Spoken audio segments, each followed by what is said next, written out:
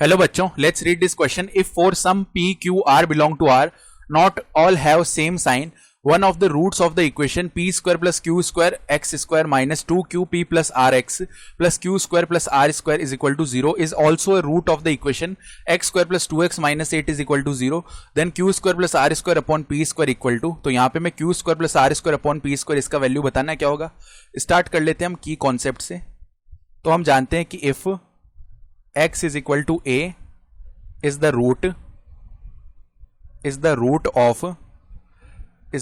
of alpha x square plus beta x plus gamma is equal to 0, जहां पे alpha not equal to 0, then x is equal to a अगर इसका एक root है तो इसको सेटिस्फाई करेगा. तो अल्फा a स्क्वायर प्लस में बीटा a प्लस में गामा इसका वैल्यू 0 आएगा. ठीक है, रूट हमेशा जो इक्वेशन है उसको सेटिस्फाई करता है. तो अब ध्यान से देखो, यहां पे ये जो इक्वेशन दी हुई है इसका जो रूट है वो रूट है x square plus 2x minus 8 इसका भी. ठीक है, तो पहले इसको लिख लेते हैं x square plus 2x minus 8 is equal to 0. Factorize करते हैं, मिड टर्म स्प्लिट करेंगे.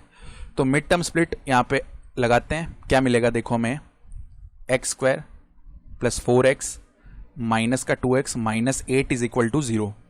एक्स अगर कॉमन कर लिया तो x प्लस 4 बच जाएगा, माइनस 2 अगर कॉमन कर लिया x प्लस 4 बच जाएगा, इज इक्वल टू 0 आएगा. अब अगर x प्लस 4 कॉमन कर लिया है, x माइनस 2 बच जाएगा, इज इक्वल टू 0. यानी x का एक वैल्यू तो हो जाएगा 2 और x का एक वैल्यू हो जाएगा माइनस का 4. फर्स्ट केस लेते हैं, if x is equal to 2 is common root. If x is equal to 2 is common root, तो अगर ये कॉमन रूट है दोनों में तो हम दूसरी वाली इक्वेशन में इसको रखते हैं और सेटिस्फाई करवाते हैं.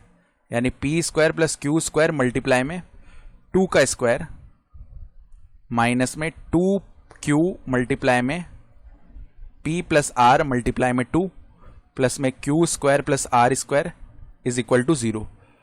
यहां पे 4 बनेगा, 4 को अंदर मल्टीप्लाई कर लिया, 4p स्क्वायर प्लस में 4q स्क्वायर माइनस में 4q बनेगा जो कि p से मल्टीप्लाई हुआ तो माइनस का 4pq, फिर माइनस का 4q r से मल्टीप्लाई हुआ तो माइनस का 4qr प्लस में q स्क्वायर प्लस में r square is equal to 0.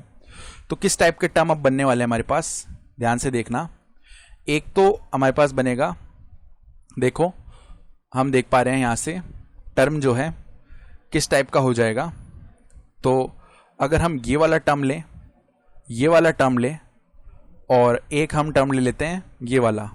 ठीक है, तो इनसे तो हम बना सकते हैं 2p माइनस क्यू का whole square, 2p minus q का होल स्क्वायर. फिर जो बचे हुए टर्म है 4q स्क्वायर है एक, ठीक है, एक है r स्क्वायर और एक है माइनस का 4qr. तो इनसे हम क्या बना लेंगे, प्लस में इनसे हम बना सकते हैं 2q माइनस r इसका whole square is equal to 0. अब अगर ये 0 होना है तो इसका मतलब क्या है, 2p इक्वल टू q होना चाहिए, 2p इक्वल टू q हो या क्या हो, 2q इक्वल टू r हो.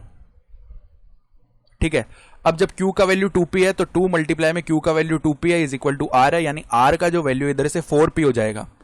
यानी 4p is equal to r है और r का ही वैल्यू 2q के इक्वल है. तो ये रिक्वायर्ड कंडीशन है यहां पे कि जब ये इक्वेशन सेटिस्फाई हो जाएगी. तो हमें क्वेश्चन में बोला गया है कि p q r इनमें सबके साइन सेम नहीं है, लेकिन यहां पे हम क्या देख पा रहे हैं कि 4p equal to r equal to 2q. इससे क्या पता चल रहा है कि ऑल साइंस आर सेम. लेकिन हमें पता है कि all p q r do not have same sign, do not have same sign. इसका मतलब क्या है, यहां पे तो सेम साइन मिल रहा है हमें. ठीक है, तो अगर सेम साइन मिल रहा है लेकिन सेम साइन नहीं होना चाहिए क्वेश्चन के अकॉर्डिंग, तो यहां पे हम क्या बोल सकते हैं कि हमने जो स्टार्टिंग कंडीशन मानी थी ना, x is equal to 2 is common root, तो हम क्या बोल सकते हैं x is equal to 2 is not a common root, is not a common root. यानी केस 1 से जो हमने चीज बताई थी वो सही नहीं है. अब केस 2 पे आ जाते हैं. तो if x is equal to दूसरा रूट आया था -4, x is equal to -4 is common root. तो ये केस अगर ले रहे हैं तो इसमें देखो क्या हो जाएगा, p square plus q square, अब -4 का स्क्वायर हो जाता है 16. ठीक है, फिर माइनस में 2 मल्टीप्लाई में माइनस का 4 यानी प्लस का 8q मल्टीप्लाई में p प्लस r. ठीक है, फर्दर देखो plus q square plus are square is equal to 0 है, तो अंदर मल्टीप्लाई कर लेते हैं 16p स्क्वायर प्लस में 16q स्क्वायर प्लस में 8pq प्लस में 8qr प्लस में q square plus are square is equal to 0। अब होल स्क्वायर बनाते हैं, एक तो ये यहां से 16p स्क्वायर लिया और एक यहां से ये q स्क्वायर लिया और एक बीच वाला टर्म ले लेंगे 8pq। इनसे हमें क्या मिल जाएगा, इनसे हमें मिल जाएगा 4p प्लस q का होल स्क्वायर। जो बचे हुए टर्म है उनसे हम बना सकते हैं 4q प्लस आर का होल स्क्वायर, ठीक है, ये 0 के इक्वल है। तो अब ये 0 के इक्वल कब होगा, जब 4p का वैल्यू माइनस q के इक्वल हो जाए, 4q का वैल्यू माइनस के r के इक्वल हो जाए, ठीक है। तो अब इससे क्या पता चल रहा है कि q is equal to minus 4p आएगा, तो q का वैल्यू यहां पे उठा के रखते हैं 4 मल्टीप्लाई में माइनस का 4p is equal to minus r। तो बोल सकते हैं कि 16p का वैल्यू r के इक्वल आएगा, यानी r के एंगल से देखें तो r is equal to 16p और r का एक और वैल्यू आ रहा है जो कि है माइनस का 4q। तो यहां पे हम देख पा रहे हैं कि तीनों का साइन सेम नहीं है, इनमें से एक का साइन डिफरेंट होगा, ठीक है। इसका मतलब क्या है कि x is equal to minus 4 जो है वो कॉमन रूट हो जाएगा, ठीक है। x is equal to minus 4 common root हो रहा है, यानी ये जो कंडीशन है हमारी ये सही कंडीशन है, ठीक है।